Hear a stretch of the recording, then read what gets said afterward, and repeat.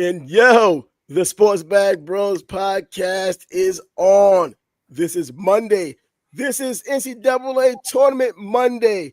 But unlike other NCAA tournaments from the past, we're not going to get into that directly right now because just as much as sports continues to go on, regardless of if there's an NCAA tournament or not, other news may supersede or even transcend what we plan on talking about. And that is Big George Foreman, the boxer, the two-time heavyweight champion of the world, the oldest heavyweight champion of the world, 45 years old, beating Michael Moorer, passes away at 76 years old. It made huge news everywhere. What's good? What's happening? Welcome back, Traveling Trav. Good to have right? You back. Jet lag Trav. That's what it is. Yeah, it is March Madness Monday. I got to say, it was the worst weekend that I've seen in years, but we'll get to that later. I was at the bar with friends watching games, and my phone started blowing up. George Foreman died, and then friends were like, "Hey, did you hear George Foreman died?" Like, they know I'm the boxing guy, and I'm like, "Yeah, I know." But once I saw it, like, I'm like, "Yes, I know. Yes, I know." I had to respond to like 5 dudes, but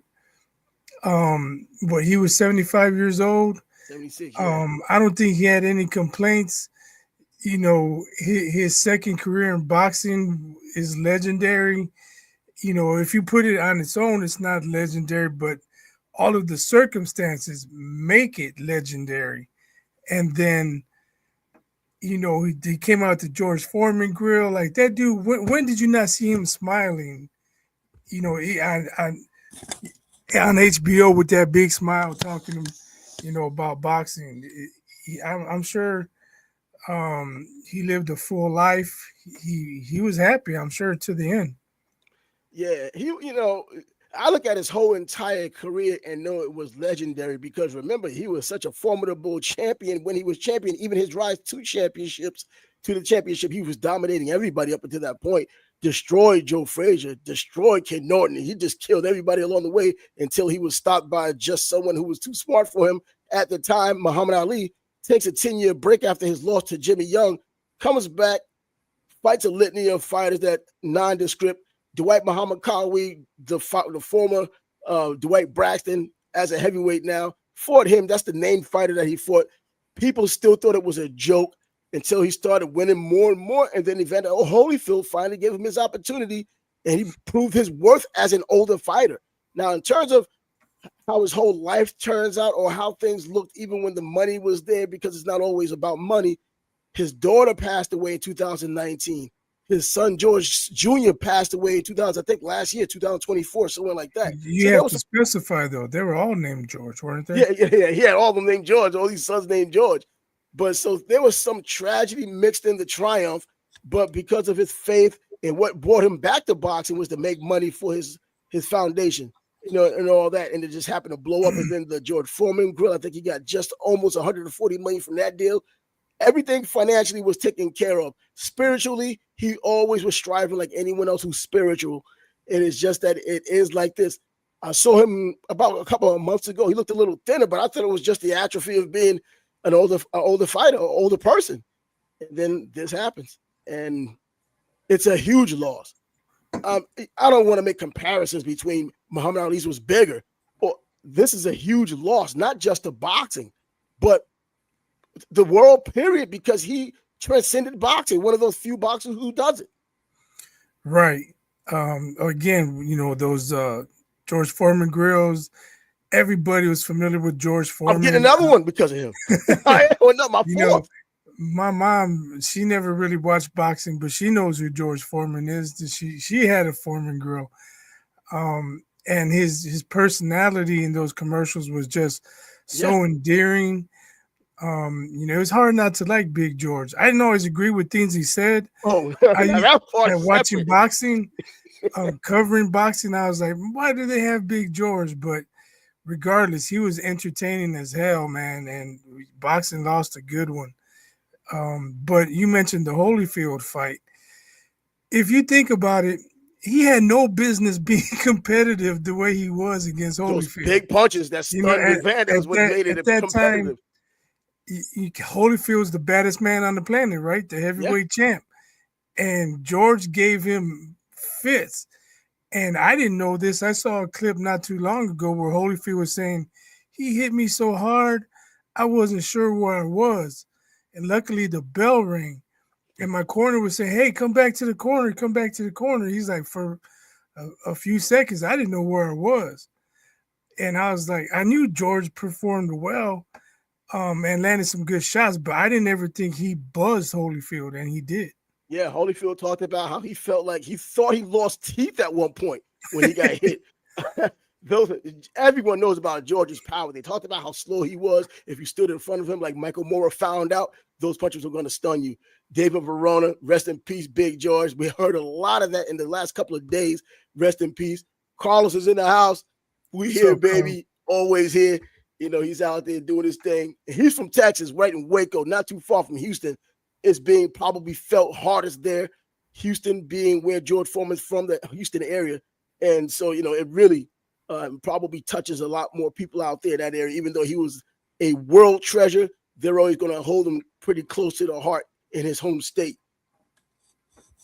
Yeah, for sure. And I don't know if you ever saw the movie. The movie, I don't know how accurate it was, but it was pretty damn entertaining. Oh, yeah, I watched the movie first night. Anytime there's an iconic boxer having a movie comes out about them, whether it's Muhammad Ali on Christmas Day, I'm the first in line. If it's George Foreman, I'm the first in line. So any big boxer, they come up with a James Toney or Roy Jones or Julio Cesar Chavez, I'm out there. I'm going to be there. So there's no doubt. But yeah, it was, you know, the only thing I think those kinds of movies for us, like us being diehard boxing fans, is that they're not going to have everything we know in the movie. So we'll be disappointed to a degree. Whereas all the people who are just kind of mainstream people who just like a good story, they're going to be like, wow, an excellent movie. And I'm like, no, they missed this point. They missed that point. They did this, they did that. Because I've done it with the Muhammad Ali movie. No, they didn't show anything I wanted to see. They showed what they wanted to see. But that's just how it was. Yeah. That's how it is, you know, in Hollywood. They show they show us what they want to show us. Yeah, of course. And I know they can't get into someone's life completely to let you know every step by step, but we follow this for decades. And with particular fighters, we really dive into what they're all about. So it can't go down in the movie verbatim. And so we kind of feel slighted, even though it's unrealistic for them to do something like that, even if it was a 5-hour freaking movie when you're talking about now a 76-year-old life in his case. But yeah, George Foreman, so many layers to George Foreman. You know, the cheeseburger guy in the beginning, they made it not a mockery, but he made his money based on that. That's how I guess the George Foreman grill became a thing with him. And then I remember the platter he used to have, or the one the time big ass platter high hamburgers, press conference, eating cheeseburgers. And now at our age, we still can remember George Foreman. 40 is not a crime. 40 is not a death sentence. Well, I guess it's not. We're still here. You know? And he was, and you know, and you look at his comeback, and I remember the White Muhammad Khawi fight, like I've been talking about, a former light heavyweight champion of the world. Not necessarily a formidable heavyweight, but he took a punishment. He took a lot of punishment and gave George some shots. But George was just stubborn, always knew he could take a shot, and he was able to get past that. He stopped the fight, and we took some hell of fight shots.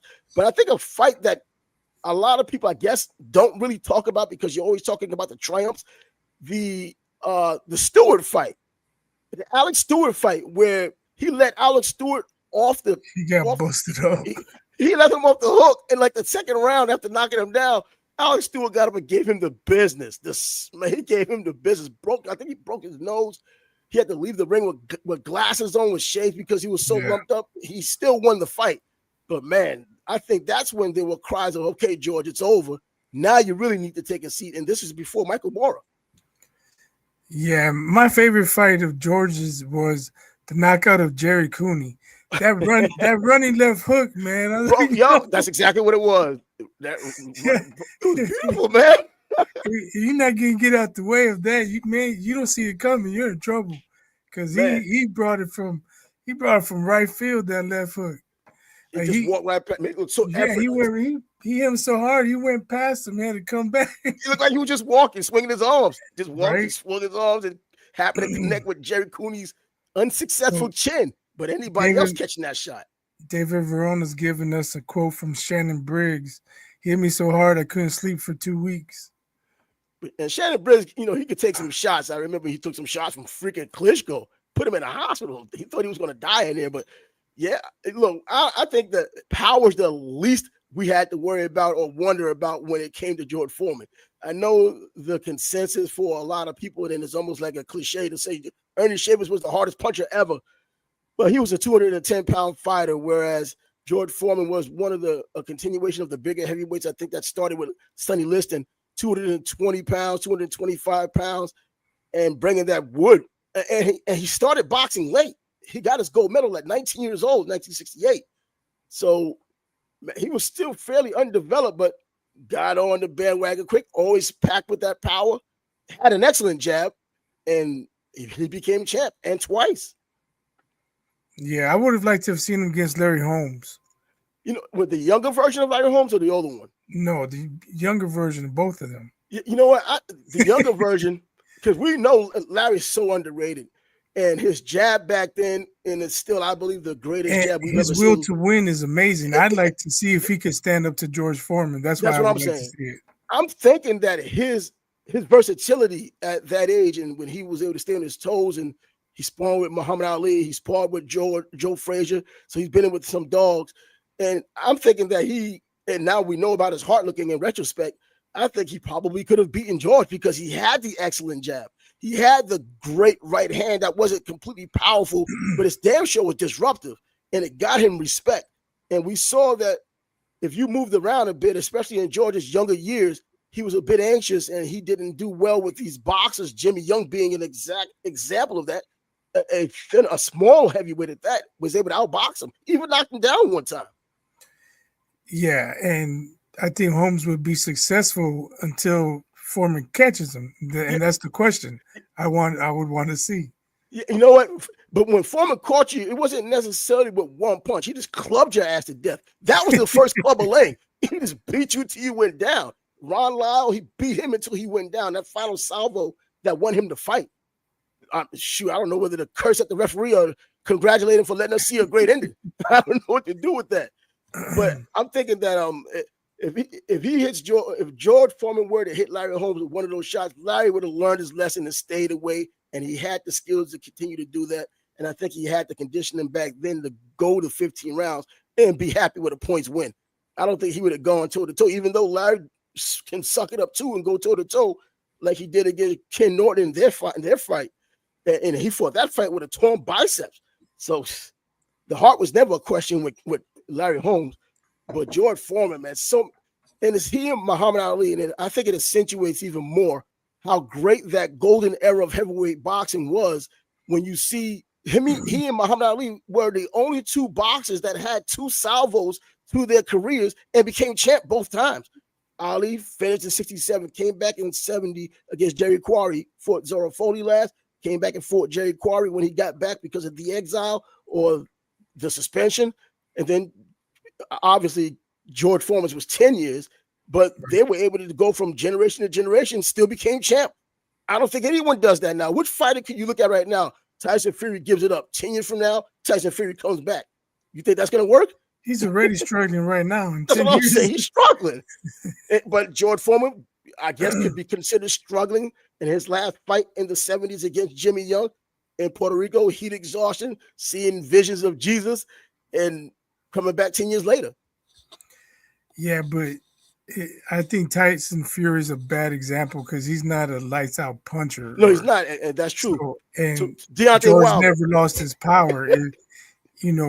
Somebody we saw the difference in young Ali and an older Ali. He didn't have the same reflexes. He didn't have the same speed, especially foot-wise. Two different fighters. But if you got power, you're going to carry that power for quite a while. Yeah, I mean, there's videos of him in the heavy bag just a couple years ago. 74 years old. Yeah. He was 74 at that time. beating the heavy bag like he did in Zaire when he was when Right. we was kings, just beating the hell out of the heavy bag. And Dick Sadler fought all over the place trying to hang on to the heavy bag. They should have had another But heavyweight hold the heavy bag. but But you think about his transformation. His younger George was intimidating and scary, and always mean mugging, and you thought he was a yeah, mean guy. And then second career, he's this nice guy. He laughs at himself. He jokes about himself. He said the Muhammad Ali fight, he did the rope a dope, and I was the dope. yeah. Um, that type of humility went a long way for him. Yeah, and I think because of maturation was part of it. I think spirituality had a lot to do with it between the two times he was champs in the two parts of his career. In the early going, I think he mentioned it in the beginning. I think people kind of forget about it now. They don't really want to talk about it. And I don't really want to talk about it, but just as a point of reference, he was abusive towards women back then.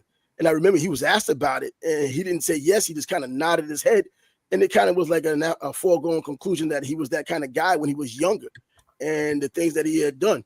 And then because of what happened in Puerto Rico, the visions of God that he said he had seen, and he changed his life around, became a street evangelist because of it. I think that's part of the transformation, and that led to him having the humility to be able to laugh at himself, to have empathy and even sympathy for some of his opponents, because like Alex Stewart, he could have gotten him out of there, but he was magnanimous in the ring at the wrong time. There was 8 more rounds to go. He took a beating for it. Still won, though. We got another comment from David. Yeah, George Travalo hit so hard, it's like getting hit by a Mack truck hitting you at 40 miles an hour. Yeah, that's what George Travalo said. And we know George Travalo, probably arguably one of the greatest chins in heavyweight boxing history, never been knocked off his feet. He just took a lot of punishment, and he fought them all, including Joe Frazier. Well, I think didn't Joe Frazier knock his eyeball out?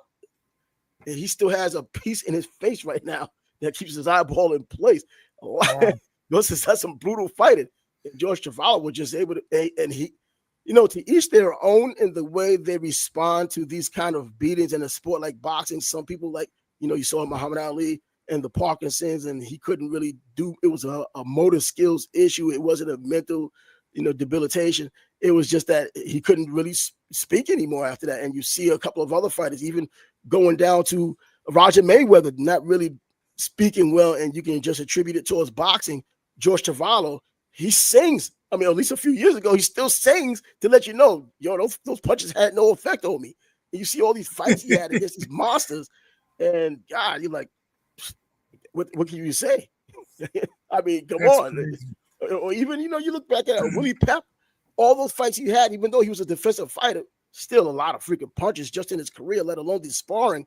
And he's just talking like nothing's going on. Carmen Basilio still sounded coherent before he passed.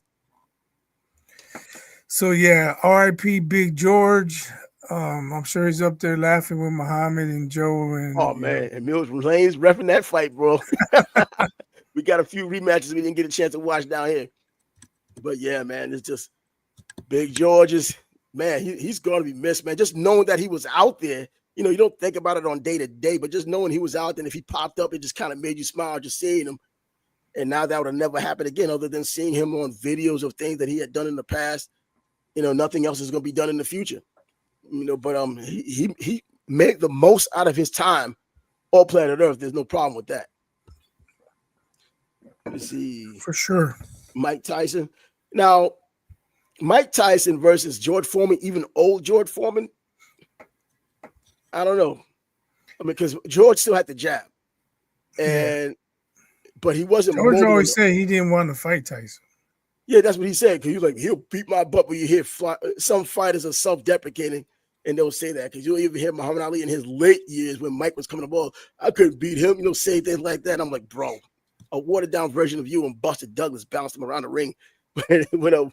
But yeah, but I think the older version, because of the jab, George had a shot, Bubby.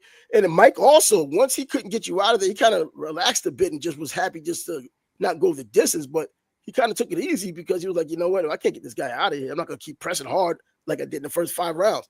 You saw that in the Razor Ruddock fight. I mean, he was still going for it, but shoot, Razor Ruddock got him, and I think that 10th round when he had him, really had him. And Mike was kind of, he fought back just because he fights back, but he wasn't so anxious for the rest of the last 2 rounds. Yeah, so I don't know. I think explain how Foreman best Moore. How he beat Moore. Michael Moore, I don't believe took him seriously. He wasn't being defensive responsible. George started landing right hand after right hand, and then finally he dropped him. That fight was the best aesthetic fight that Michael Moore's had in his career up until the knockout. Everything you could possibly do in the ring, he did.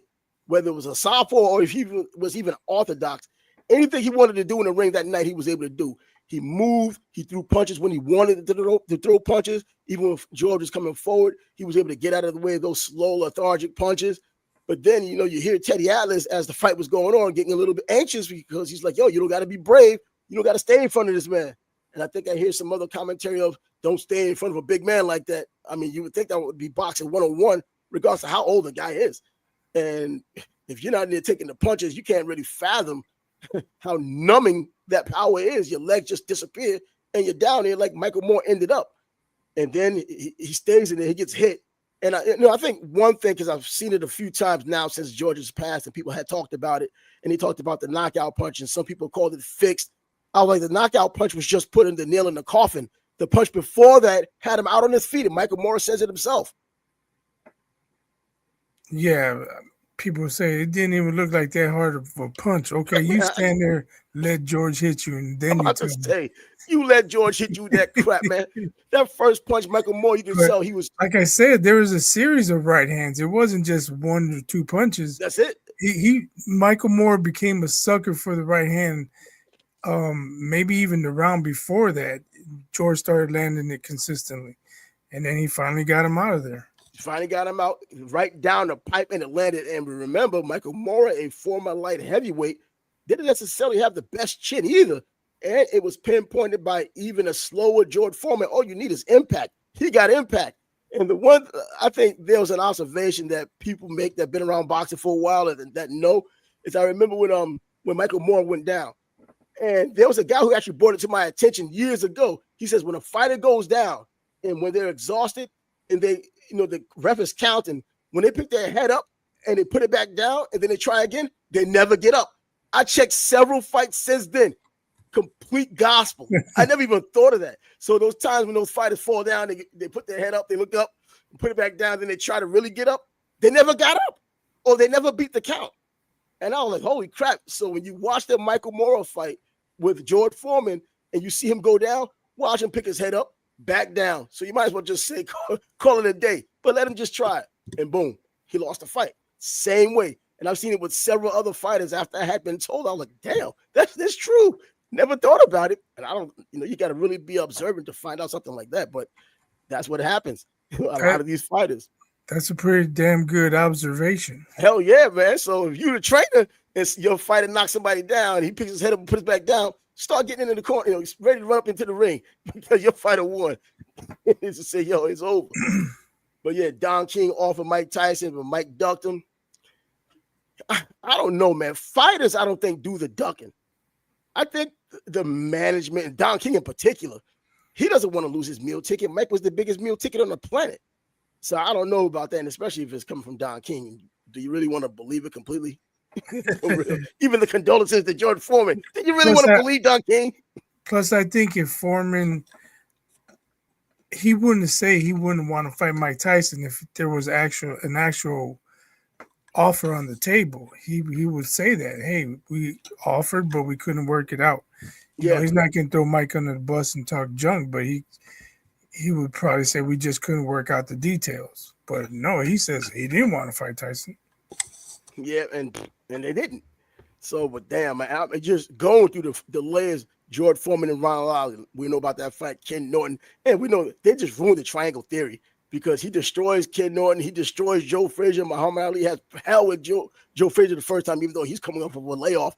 But all 3 fights, even the thrill, the Rumble in the not the Rumble, the Thrill in Manila, the third fight, And going by the scorecards, Ali had a pretty easy time of it going by the scorecards, but watching it, it was a hell of a damn fight. And Ali says it's close to death as he's ever been. And then Ken Norton gives Ali problems, probably arguably 1 and 2 against Ali, especially in Yankee Stadium in '76. I think I'm the biggest Ali fan. He lost that freaking fight, but hey, I'll take the win if I'm going to get it. If he's going to get it. But yeah, and George Foreman gets Ken Norton out of there in 2 rounds. So what's next? Yep, well, the NCAA tournament. That's what's going on. Well, we got our 5-4 matchup, and then also the one I think we talked about when I was, well, surprisingly on the air going over Africa when I talked about the 12-5 matchup with what was his name? Not what's his name, but it was the Colorado-Memphis game because of Penny Hardaway. Colorado was a 2.5-point favorite at the time it started. The game started, it was 1.5, but when they put the line out, it was 2.5-point favorite as a 12 seed going against the number 5. We know the historic story with the 12-5 seed, and Colorado State wins. They beat Memphis, and Memphis was up by I think 9 or 10, and they come back and beat Memphis. And what's to say about Penny Hardaway as a coach? He needs to get better players. You know what? He had Mikey Williams, and Mikey Williams decided to leave and go to UCF because he claimed that Penny didn't have his back when he got in his issues outside of basketball. Whatever. He goes to UCF. He's not doing much down there anyway, so he probably wouldn't have been doing too much for Penny as well. So I don't know. But so my biggest reactions from the first weekend is Duke looks really good. Yeah. And what the hell is wrong with Dan Hurley? First, he's talking junk about the refs, and then he's crying. What are you crying about? You won back-to-back national titles, and now you lose.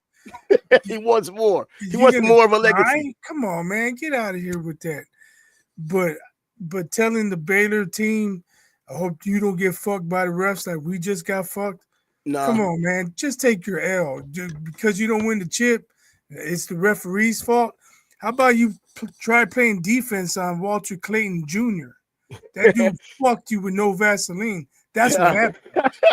And you think that being in the Big East and being, well, Dan Hurley, any Hurley, defense would be something you really focus on because it was last year. It just wasn't as much this year. I knew this team wasn't going to be the three-peat it was, that they were looking for. Oh, everybody knew that. I mean, last year was the UConn Invitational. Was a 10-loss team. Last year was the UConn Invitational, but this year, I mean, they were, what, an 8 seed? Yeah, I think it was 9 seed, 8, 9 seed. But they were a 10-loss team. And I saw that, some of these games they lost. I was like, damn, really?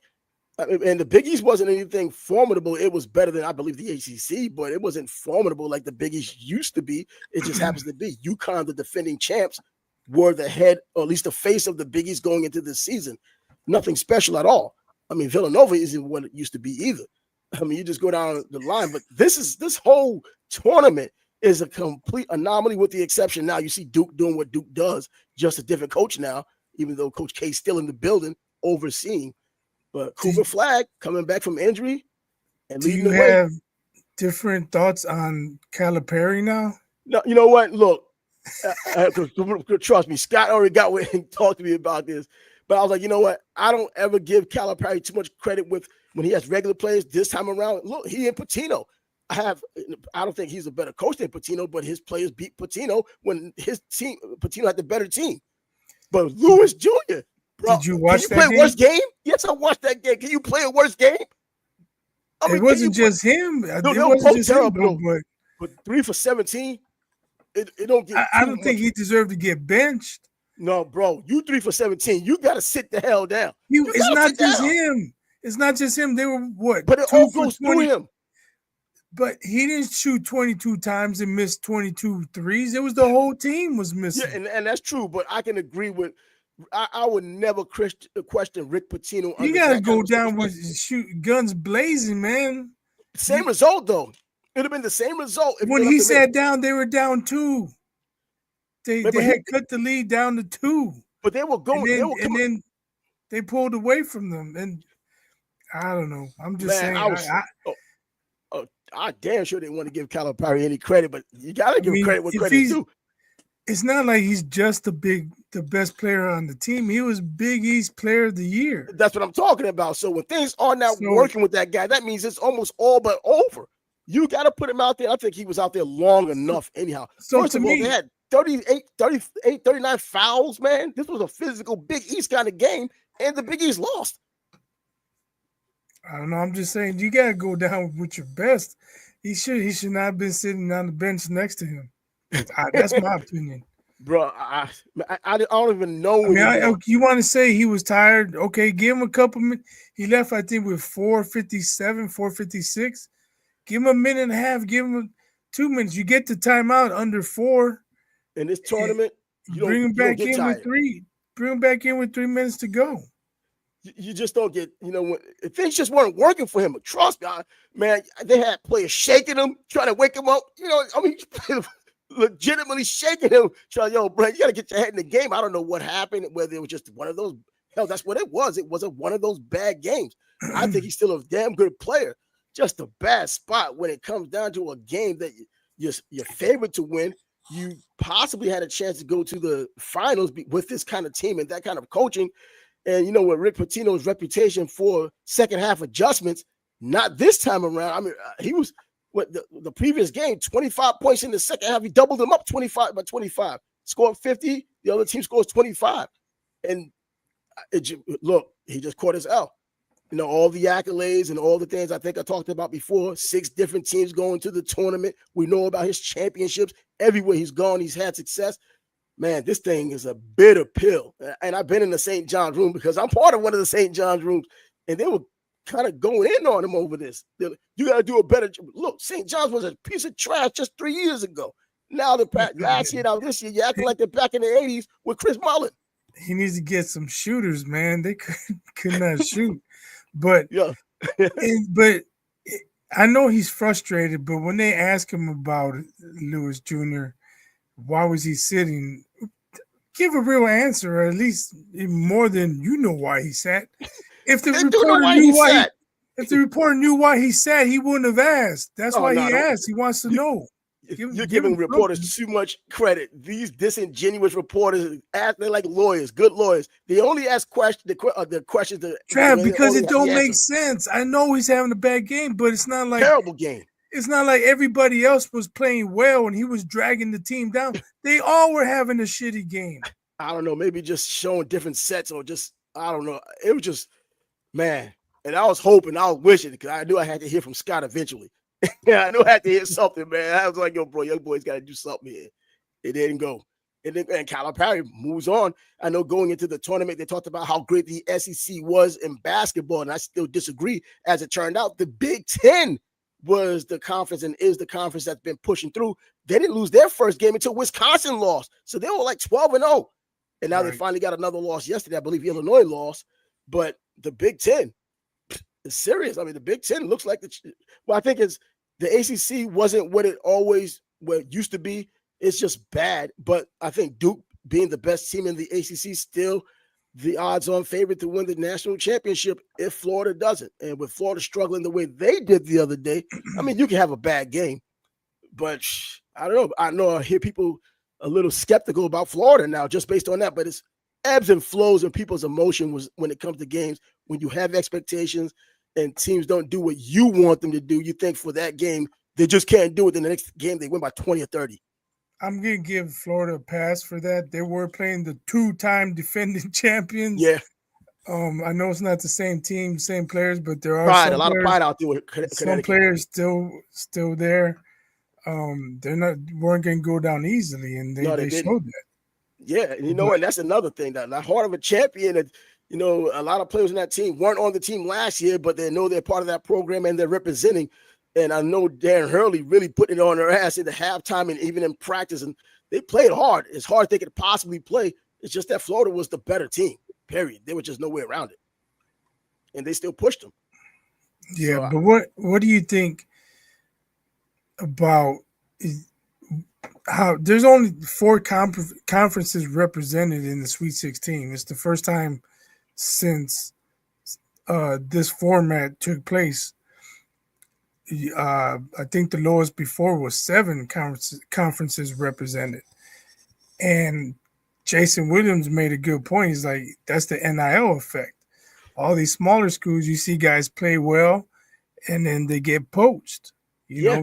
They go for the money.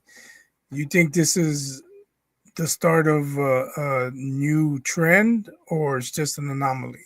Nah, this is an anomaly at all. This is exactly what it was supposed to turn out to be. I know when I was doing a show with Scott a couple of years ago, we talked about this very thing about these players getting purged from other teams. I brought up Braylon Norris from years ago, an Ohio kid who had nice talent, but you know what? Really needed to see him against other players, but you wasn't going to get it from high school. He goes to the University of Oakland. He plays well out there, beats out a junior, so he showed that he can play as a true freshman. And as soon as it's over, Loyola Chicago brings him in. So he had a second recruitment. So now we see you can play in the 1A level. Come play with us. And that's what he did. I mean, he wasn't a complete standout when he did go to Loyola Chicago, but you know, when he went somewhere that was better than the University of Oakland, you know, and Right. and now there are new rules from what I think I read or understand for 2025 with NIL. Now they're having somewhat of a salary cap. But I'm thinking, and I talked to Scott about the same thing. I was like, you know what? Looking at a salary cap, and it's going to be for the entire sports program, though. So it's not just basketball gets this, football gets that. It's for the entire sports program, a salary cap. I don't know what the number is or even can't remember. Because a lot of other programs are not going to get much money. No, but you know what the deal is?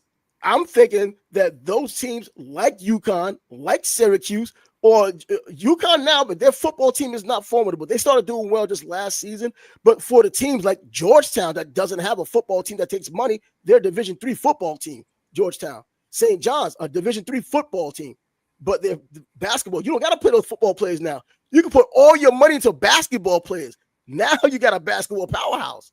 You don't got to share the money. Yeah, well, it's good for them, but I'm saying like the Power 5 schools who have, you know, some of them might have archery or skeet shooting, or man, those yeah, programs, that's true. Those programs are out of there. They need to be out of there, archery. Come on. I'm just saying, I don't know all the programs. Yeah, but I mean, it could even be maybe wrestling gets cut. Oh, nah. Wrestling guy. You know, there's a chick down here. Not at every school, but at certain schools. There's a girl down here. You know what? We want to be better at football. Screw wrestling. We're gonna kill the wrestling program and add that budget to the football budget. Being in the Midwest, man, wrestling is huge. So you know it's huge over there, and I don't think they're gonna do anything with the wrestling programs. But I understand what you're talking about. I just wanted to give a bit of a shout out. I can't remember her name. I'm gonna give a shout out. But there's a girl down here in Florida, North Florida, undefeated wrestler, 144-0. Oh, she's a senior now. So I was like, yo, I think North Miami High School. But anyways, yeah, just had to give that a shout out since wrestling came up. Why not? But yeah, I think that I'm bothered, man. I didn't like most of the games this weekend. Really? We have one buzzer beater in the last 3 years. Yeah. You know, we're not going to see, you mentioned Loyola Chicago. We're not going to see a Loyola run no more. We're not going to see a Davidson run when Steph was there.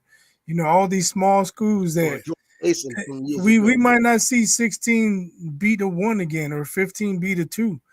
You know, like all those, everything that made March Madness, not everything, but a lot of things that made March Madness what it is, it's going to be few and far between now. Yeah, that's true. But I thought that it started the gap. Now NIL is more pronounced than it was even just 3 years ago or 2 years ago when St. Pete did what it had done, you know, when they were doing the upsetting, or when UMBC did the upsetting with Virginia years ago. You know, now he's saying years. I mean, it is plural either way, but it wasn't too long ago. But it is so much different now than even just 3 or 4 years ago, to where I thought that where these smaller schools probably don't have the money, but you may have these players who want to be big fish in small ponds that do go to these small schools. And I think, you know, on occasion you do, you know, Norfolk State, you know, you get players like from New York, like they had this past year, from Harlem, and having players that can really jump your school off, and you can't help it with these 1 seeds playing 16s of taking them serious. Yeah, you're trying to get the blowout, but you know what? Florida didn't even cover against Norfolk State years ago. That's a 49-point win. You know, now it's like under 30. and it's still a lot, but they did better than what they were expected to do against a really complete team like Florida. So I'm still thinking there's possibilities, because as long as these kids have egos and they're bouncing around from school to school until they find their proper fit, they'll probably find their proper fit, some of them, and probably in conjunction with other players at a school that's a smaller school, and they just happen to play well at the right time, because a lot of times that's all you got to do. Play well at the right time, and you might be able to surprise some teams, mow them down. It's a hard road to get there for 16, but if you got those older players and talented players, you might be able to pull it off. So let's look at McNeese. They made the tournament, they won a game, and then they lost, and now their coach is going to NC State. Mm-hmm. Yep. And they said players are going with him. So what's McNeese going to do next year? They're going to be trash most likely. You know, you never know, because you get all these players. There's always movement, and no one knew. But if you hit the transfer portal, where's McNeese land on your list of schools you want to go to? Well, how many people knew who McNeese State was before that? Now they know, well, that might be a school I can go to. Well, they've been in the tournament. They've been in the tournament. I mean, they've been in the tournament before, but they hadn't had any upsets. They weren't doing anything big. And now this area where everybody seemed to be, there aren't any more diamonds in the rough. There aren't any more teams that just come out of nowhere. And so I think that you may have some play out there. You know what? I can play. I can go to McNeese State to do something. The same way as at Florida Atlantic. Oh, I can go to Florida Atlantic. Then Dusty May went up to Michigan, and Florida Atlantic, they dropped off, but it wasn't to the basement. And so these teams that you probably never heard of before, especially on the basketball floor, teams that are now, you know about, and it's at least an option. It may be down on your list, but the way colleges, as fickle as players are now, they may just end up going there. I mean, going to these schools. It's just, I don't know. And now you spread this. The reason why I think the landscape changed even more is because those conferences that had 12 and 14 teams now have 20. And before you know, it's going to be 20 plus. I mean, these are bigger conferences. You get an Arizona win, you're like, it's not a Pac-12 win anymore. It's not a Pac-10 league win anymore. You got a UCLA win. It's not a Pac-12. It's a Big Ten win now. So now the Big Ten wins even more now. Yeah, we'll see. Man. And how about, I guess, I don't know, we're in the middle of spring drills with football, and I know a lot of the spring games or spring activities, because that's what it is now. They aren't, a lot of teams aren't playing the game. They're having like agility drills and all of these things to entertain the fans, and depending on where you're at, I guess you're happy with it just to see players. Just to see players. I was going down to Miami next month to watch. Carson Beck is not even playing. But it's not even about Carson Beck. If I go, I'll go. But I'm leaning more towards not sure going. You even want to see him? Exactly. I didn't want to see him in the Canes uniform. He's a Jacksonville guy, and I've been on top of him wanting to succeed, man. But when I saw 2 years in a row at Georgia, I kind of knew what we were getting into. But now he's at Miami, and I'm hearing that the quarterbacks that are there now, including Emory Williams, is nothing special. And I saw that at Iowa State, the bowl game. Nothing special. He didn't even do better than what he had done in his true freshman year. But anyways, yes, by the way, Byron Leftwich is now on the staff of Deion Sanders in Colorado. Really? Byron Leftwich. So he's been out of football since 2022, when he got fired, when they thought he was going to get the head coaching job somewhere here in Jacksonville, but he didn't come here. Your boy Jameis Winston got a new contract too with the Giants. So that guarantees the Giants are going quarterback in the draft. He keeps getting recycled, man. Man, I'm hoping for the best for this guy, but when he had his opportunity in Cleveland, I couldn't even decipher whether it was just Cleveland being Cleveland and just a bad team surrounding him, or is it just he's just not ever going to be anything worth a damn, but he's the best you can get because he's better than a rookie. And that's it. I don't know. I'm still hoping that he does well, and it's almost blasphemous because he's an FSU quarterback. But with the Giants, he has Neighbors throwing the ball. I'm throwing the ball to Neighbors now. Malik Neighbors. Maybe he did ask God to deliver him from interceptions. So let's see what happens in this season. Did you see what happened with Jaden Daniels and Juju Watkins? Oh, his mom with the mom deal? Yeah, I heard about that. Mom got in there in between them. She's like, "You watch the game." She's pointing at you. Watch the game. She needs to step up. These girls around here. I'm like, exactly. What did Juju do wrong? I mean, I know she's saying she wants to keep him focused on football and this and that, but That's what he needs to do. um, No but trouble out there in them streets. yeah, but it's not like he's sitting next to.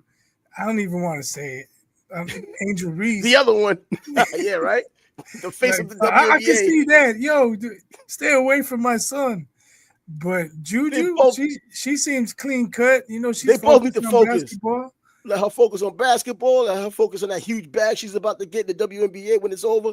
Let him focus on being a legacy player. Plus, it's not like he's 12 years old, man. Bro, sometimes you got to step up because you see these streets out here, especially with these athletes. These streets get a little dirtier when it comes to those guys. It's just so funny. It's so funny. You see them sitting next to each other, joking and laughing, and their mom's in the middle, and they got these stink faces out there.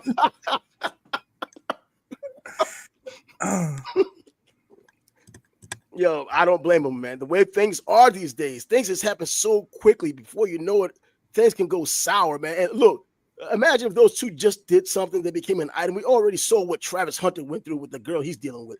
And then now you see this happening. Then the next season, his sophomore season, he's all of a sudden not playing well. She's getting 100% of the blame. It's hard. It's Juju's fault. Exactly. You should have left that girl alone. And that's exactly how, and whether it's true or not, it doesn't matter. In the court of public opinion, there is no judge. The judge are the people who don't know anything, so they say a whole lot. And they're going to say a lot of things that aren't conducive to a happy relationship or even a happy circumstance.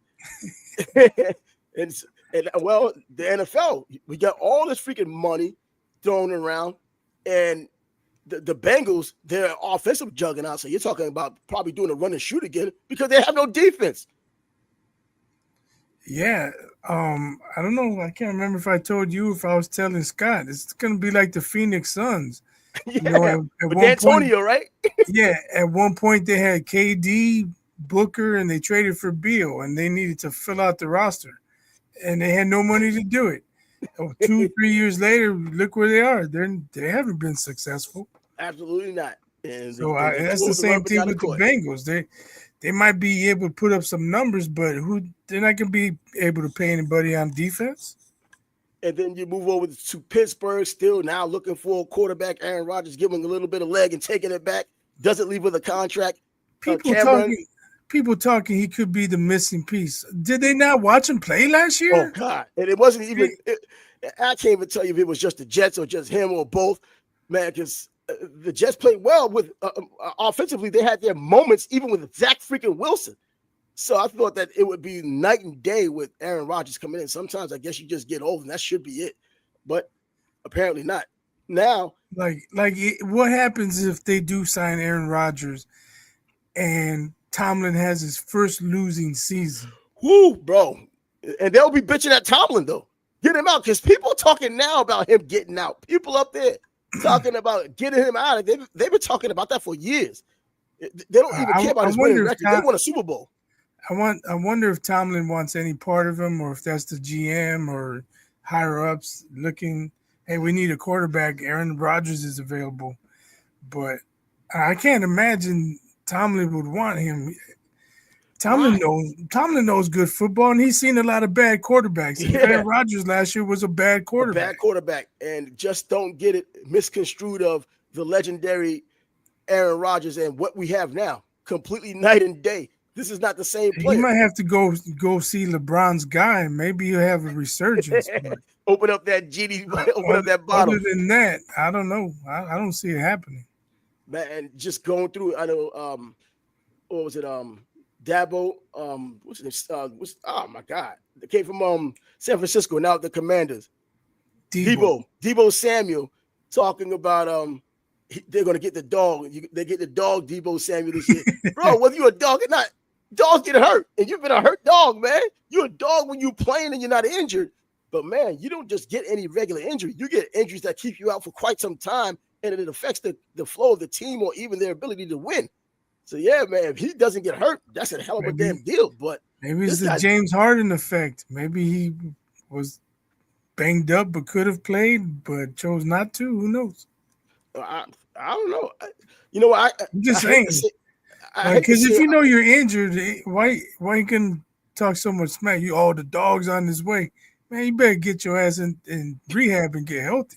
Training camp is coming up. The draft is next month. Next month is next freaking week. So we're talking at the end of April. The draft is coming up, and after that, you're gonna have the training camps, the mini camps, the OTAs, those types of things, and seeing where all the parts and pieces fall in with this rookie class, which I don't believe. Oh, I mean, it's a nice rookie class, but I think a lot of rookie classes are led by quarterbacks, and this just isn't the year for quarterbacks. Cam Ward, I think, a pretty good quarterback. I watched a lot of him for Miami. I didn't watch much of him at all at Washington State. I saw him run around a lot, but then I also saw him run around at Miami and look at these receivers as they were wide open and still going somewhere else and not throwing the ball. And then you have, I don't even think Shedeur Sanders should be a first-round pick, and they're acting like he should be in the top 5. I don't know if it's just Dion trying to say something to keep it out there. I've seen that he's a lock to go at number 3. Jackson Dart just came through the freaking ranks. Now, I'm not saying he's one of these Zach Wilson types who I never believed in at all, and then the Jets decided it was a good idea to have a number 2 quarterback named Zach Wilson. I think Jackson Dart is a damn good quarterback. I liked him at Mississippi, Mrs. Ole Miss. And I think I got a little sour when he lost the bet for me. But, hey, he's a first-rounder? 15th pick? Yeah. 20th pick? Yeah. He might get into the top 10. How? But all you need is one team out of 32 to like you. And that's all it takes. That's it. Because Ricky Pearsall went as the first-round draft pick. I'll call him the worst number 1 pick who may just win Rookie of the Year last year because I thought he was damn good, but not first-round good. But what good is it now? Tom Brady wasn't first-round good either until he was first pick overall good in any draft. Except for Lawrence Taylor. So what did you make of Bronny scoring 17 the other night? I'm still caught up in the jet lag, so I didn't see Bronny scoring. I'm just hearing Stephen A's changing his tune on him now, or is he punked by LeBron? So, I think, it's recency bias. They were down 30. It was garbage time. I think he hit a 3, and they said, and the Lakers cut the lead to 26. It was garbage time. But when you average 0.3 points and 0.3 this and you drop 17, maybe he just needs some confidence. I don't know, but confidence can go a long way, man. I mean, it really can. And it looks like he's putting in the work. I don't think there's ever been a problem about anyone ever talking about his work ethic, other than people on the outside, like the awful coach. Does this guy even work? When he was saying it back in the summer, but it seemed like he kind of relaxed on it. But I'm thinking, I never heard a story about him being lazy, not wanting to work. They think he's a rich guy. They just assume that he just goes out there and tries to get by with his name alone. I think he does put in the work because you'd have heard a lot more stories that just been something else for them to say if there was a real story about him just being lazy, not putting in the work. He's putting in the work. But is he just because you put in the work? Because though you and I, we could put in the work until the cows come home. We're not going to the NBA. We're just not. So if you're just not meant to be there and you're just not good enough, you're simply not good enough. But he's there, and it looks like he's trying to take a lot of advantage of his opportunity, whether deserved or otherwise. And you have I don't know if this is the beginning of him doing something or just something for now, a little bit more G League. What? I don't know. But I like KG, man. I have so much respect for KG. KG calling you out. That's why he calling everybody out. No. He says regarding Bronny's performance the other night, it reminds him of a young Kobe. Yeah, I remember that comment. I heard that comment. Oh, come on, man, KG. I'm like, so which Kobe exactly are we talking about? We're talking about the 2 air balls against Utah? We're talking about the Kobe's going to go at Mike relentlessly because he's got that Mamba mentality when everybody else is afraid of Mike. Which Kobe we talking about, bro? Well, from what I saw, I didn't hear the whole quote. I just happened to see it. But in today's age, you never know. Somebody makes a meme and they just add their little piece to it at the end. Because the one when you were saying that, I thought you were going to go with that quote, and it was like, yeah, he reminded me of a young Kobe. And then it said, yeah, 10 years old. That's what I didn't see that. I didn't see that one. But I can see KG saying something like that, though. He would be the dude to say it. And now don't care. So that's why I thought you were going to just throw the 10-year-old deal in there. See. And there were people taking it serious. So you tell me Kobe was scoring 17 at 10 years old? Are you stupid? Come on, you gotta, why would you even comment, man? Go to a boxing group or say things like that. But yeah, man, I'm not against him. I'm against how he got to the NBA, but now he's here. You want him to thrive because he's just not a bad guy. I never came across as a bad guy. Just if he's meant to be in the NBA, he's going to be in the NBA. If he's going to wash out, he's going to wash out. He was put into a bad situation.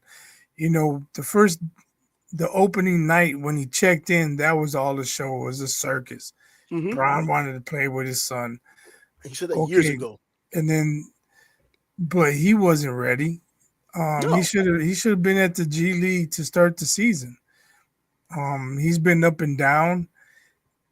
It's garbage time, but it's still 17 points in the NBA. Like, if you're the other team and you know Bronny's struggling offensively, you don't want to be the guy giving up the points. Yep, that's true. So even though it's garbage time, it's still 17 in the NBA. Yeah, and that's true. There's no doubt about it. It's an official stat. This is in the G League. These are top NBA players because even that 15th guy on the bench is supposed to be better than anything in the G League, allegedly. So whatever. Speaking of official stats, why are these morons going around talking about Angel Reese is the first defensive player of the year of the Unrivaled League? She's a champion it's the first season of the Unrivaled League. Unbelievable. But they're force-feeding her. We're going to count 3-on-3 basketball now? I mean, we don't count the Globetrotters versus the Generals. The longest winning streak in NBA history or basketball history. Man? Come on, man. The Globetrotters and the Generals, the Washington Generals, right? That's right. They had like the longest winning streak ever against those dudes and still threw confetti. I don't know. They're trying to force feed her down people's throats. They did enough of that last season when she should not even have been, at least toward the end of the season, in the Rookie of the Year vote when it was already locked up. But you had all of these outsiders on the outside, the little people in the periphery just saying these things because they had more than a basketball agenda and they wanted to see a win for that reason alone, when the better player ended up getting the reward. Anyway, whether she was injured and closed out her season or not, Caitlin Clark was the best rookie of the WNBA. And now going into her second season, she may be the best player in the WNBA when it's all said and done, if she's gotten that much better from year 1 to year 2, which is typically the biggest jump you make. Well, here's the thing. Look at the pieces they added. She's got a lot around her now. And that she may have a game or games where she drops 15 assists and only 12 points, or 20 assists and 15 points. Yep. Because she doesn't need to score 30. Nope. And she's smart enough to get those assists. And we saw. And we know if somebody's open, she passes the ball. Oh, man, she passes it like a dude. I know that men and women completely different when it comes to the basketball. There's a difference in the way they pass the ball. And she passes it the way a lot of guys pass the ball. I didn't see too many women passing the ball the way she does. She's trying to do a little Magic Johnson. You can tell she probably got a little bit of Magic Johnson on her when it comes down to these girls, because they're slow when she's able to do it. Slower. But anyway, that's coming up. And baseball's coming up. So, well, no more pitches and catches. We're talking about the real thing. I don't know what baseball's doing. Yeah. Everybody starts, I believe, on the 27th. Yeah. Why are we starting baseball in March? It's always been like mid-April, late April, and now we're starting in March. It's in Japan, but I can see now because Japan is so big. They did that for Ohtani. Yeah, of a baseball. But there's going to be snow days in Chicago and New York and Denver. I mean, it doesn't stop snowing in the Chi till probably late April. Yeah, I remember in '96 when Andy Pettitte was on the mound, the freaking snow coming down. Come on, and hope of the day, man. Come on. Yo, snow was coming down. So, yeah, man. And they still played and won and ended up having going to the World Series and winning the championship for the first time in 18 years. But now, playing in Japan, now you're playing a little earlier now. And it's not like you added more games, so it makes sense. So you're still playing the same amount of games, 162 games, and you're going to be starting early. I guess more rest days in between. I don't know. I don't know. Like, in October, do you like seeing baseball in 35-degree weather? That's what we're going to see in April, March and April now. I don't want to see It's like baseball in they November at want to all. start and finish in freezing weather. If they're starting it early so they can have an October baseball World Series again without November being a part of it, I can If live they with that. moved it up, fine, I'm cool with that. Yeah. Play the cold games early in the season, but I don't think they did. Nah, I don't think so either. I know I would have heard about it by now if that was the intent. The boys of summer are going to have to bring some coats out in the beginning of the season before they get into their real groove.